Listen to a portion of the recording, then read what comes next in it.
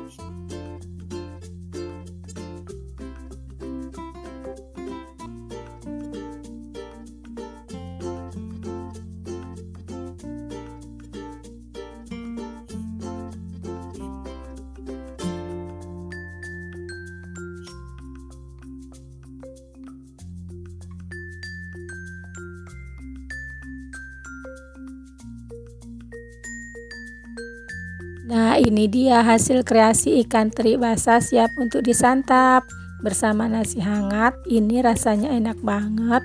Asli ini enak banget ya. Sampai di sini dulu video ini. Semoga video ini bermanfaat. Jangan lupa di like, komen, share, subscribe. Nyalakan tombol loncengnya juga agar kalian selalu dapat notifikasi video terbaru dari saya. Sampai jumpa di video berikutnya. Terima kasih.